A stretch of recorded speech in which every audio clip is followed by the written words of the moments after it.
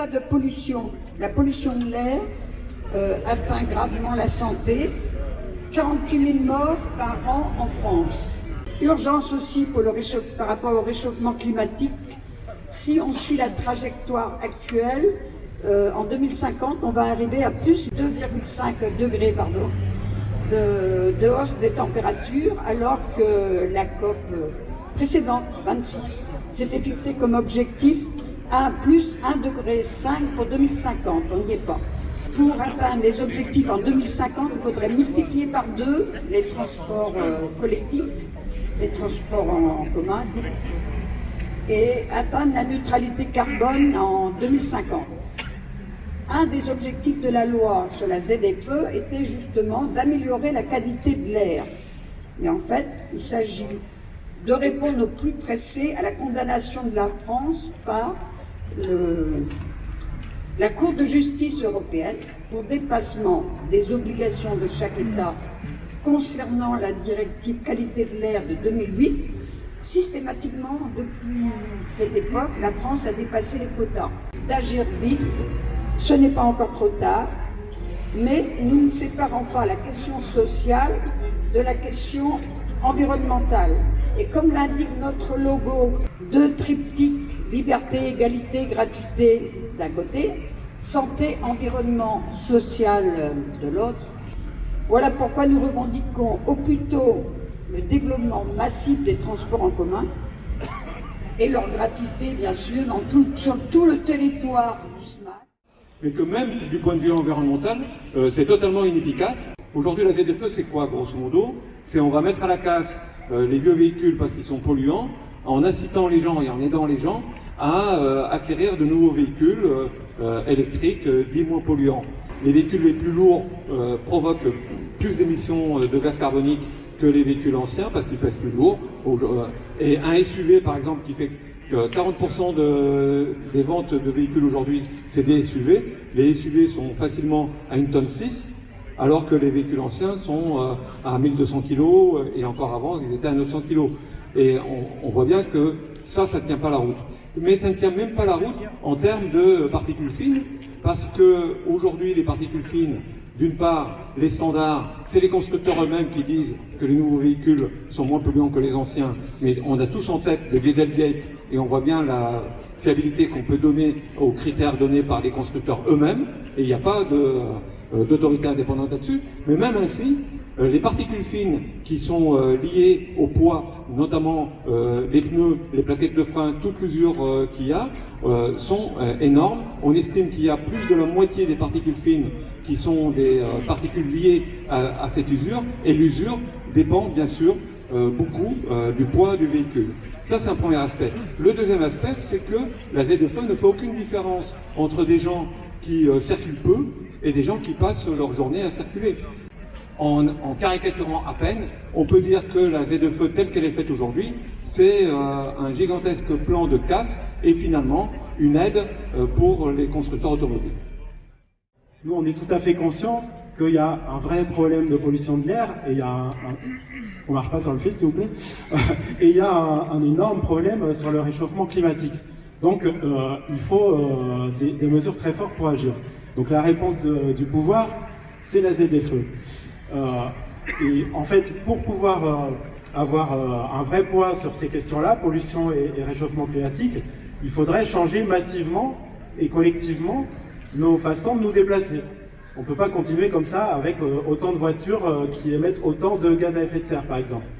Qui est-ce qui va arrêter d'utiliser des véhicules? En fait, c'est les gens qui n'auront pas les moyens de changer de véhicule. Donc en fait, la ZFE, par définition, elle induit une discrimination sociale énorme. Alors, quand même quelques chiffres. Combien il y a de véhicules concernés? Aujourd'hui, à l'instant T, les véhicules critères 5, 4 et 3, c'est entre 35 et 40% des véhicules actuels. Il y a aussi des professions qui risquent d'être impactées très fort, parce que par exemple, on parle souvent des métiers dits féminisés, donc les aides à domicile, les femmes de ménage. En fait, comment ça se passe leur métier?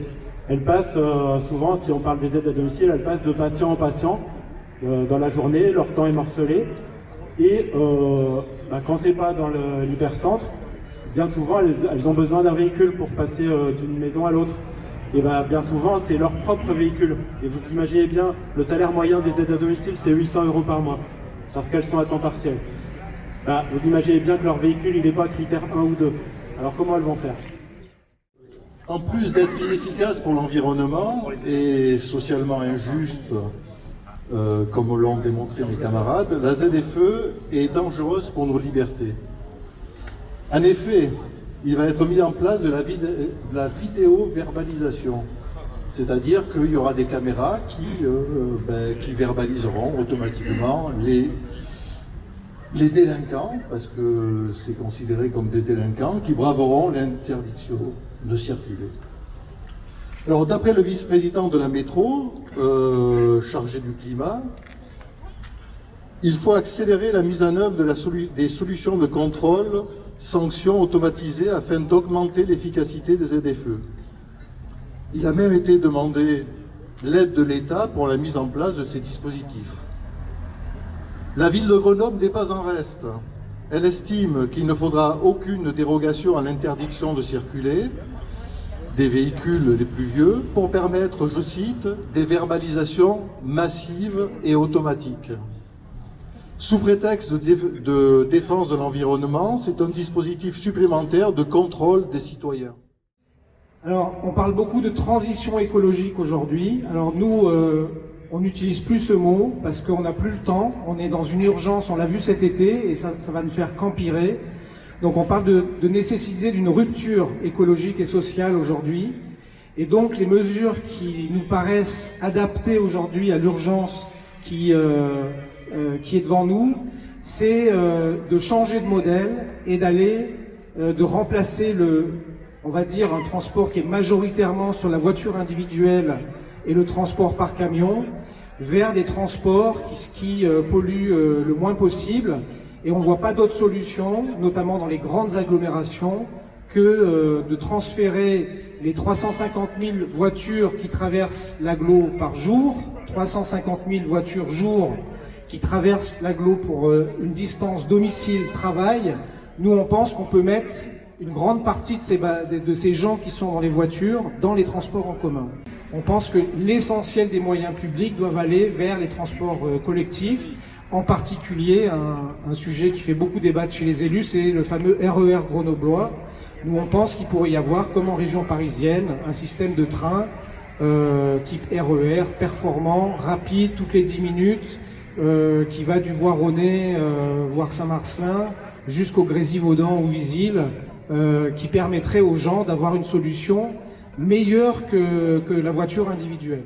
Le premier aspect des transports publics gratuits, c'est une réponse efficace une des réponses efficaces contre la pollution de l'air et pour l'amélioration de la santé publique. Donc aujourd'hui, l'automobile contribue beaucoup à la production de gaz carbonique. Elle pollue aussi l'atmosphère en dégageant d'autres produits toxiques qui sont nuisibles à la santé. La pollution de l'air coûte très cher à la société. Il y a eu un rapport sénatorial qui a été publié en juillet qui indiquait que grosso modo en France, ça nous coûte 100 milliards d'euros par an. Les sénateurs rappellent aussi dans ce rapport que les particules fines et l'ozone sont à elles seules à l'origine de 42 000 à 45 000 décès prématurés en France par an. Donc réduire la circulation automobile, c'est pour nous une nécessité écologique et sanitaire. La réponse qu'on propose, c'est la gratuité des transports. En ce moment, je rappelle qu'on a une épidémie de bronchiolite qui est uniquement due à la pollution de l'air dans les agglomérations et qui sature en ce moment les urgences hospitalières. L'idée, c'est pas de changer le moteur des voitures, c'est de faire en sorte qu'un maximum de gens n'aient plus besoin d'utiliser leur voiture et puissent passer sur les transports en commun, sur le vélo, sur la marche à pied, sans que la question des moyens se pose. Alors, des fois on nous dit oui, mais en fait, il n'y a qu'à faire des tarifs sociaux. Alors en fait, on a étudié ça de près. Ça existe à Grenoble des tarifs sociaux pour la Semitag, sauf qu'en fait, c'est pas efficace. Si on regarde les barèmes tels qu'ils sont, pour avoir accès à cette tarification sociale, grosso modo, il faut être en dessous du seuil de pauvreté. À Dunkerque, ils ont mis en place la gratuité totale, et avant de faire ça, ils étaient avec des tarifs sociaux. Et en fait, quand ils ont fait la gratuité totale, ils se sont rendus compte qu'il y a des gens qui n'utilisaient pas leur droit à la gratuité, qui se sont mis à prendre le bus. Pourquoi? Parce que les tarifs sociaux, ça provoque énormément de non-recours. C'est-à-dire que les gens, ils veulent pas aller prouver pour monter dans les bus qu'ils sont pauvres. Ils veulent pas aller faire des démarches, ou même c'est compliqué pour eux d'aller faire des démarches. Voilà. En fait, c'est même pas un jugement, c'est des faits. On ne demande pas la gratuité pour demander la gratuité et le développement des transports en commun. Aujourd'hui, on demande la gratuité et le développement des transports en commun parce que c'est d'intérêt général. Aujourd'hui, on se rend compte qu'il y a 12,5 millions de personnes qui sont en précarité de déplacement en France. Il y a plus de 25% des personnes au chômage qui cherchent un emploi qui sont obligées de refuser parce qu'ils n'ont pas la possibilité de se déplacer comme il faut. Et il faut aussi, pour prendre l'exemple de Grenoble, à Grenoble, il y a 30% de personnes qui n'ont pas de voiture. Et dans ces 30%, il y a plus de 70% qui sont des personnes précaires. Donc on se rend tout de suite compte, et ça a bien été dit précédemment, que c'est les personnes les plus précaires, les plus pauvres, qui n'ont pas accès justement à cette mobilité.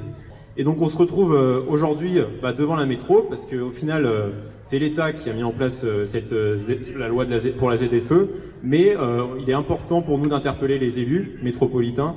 Et donc il est très important pour nous de rappeler que la solution, et ça a bien été dit par mes camarades précédents, le développement des transports en commun, leur gratuité qui doit être mise en place, et a vocation à être totale. Parce qu'on se rend compte que dans de grandes villes comme Montpellier, par exemple, qui aujourd'hui mettent en place la gratuité les week-ends totale, ça fonctionne, les gens prennent les transports en commun, et ils ont vocation à la rendre totale aussi à Montpellier, par exemple, qui est une ville de la même envergure que Grenoble et qui est un bon exemple pour nous.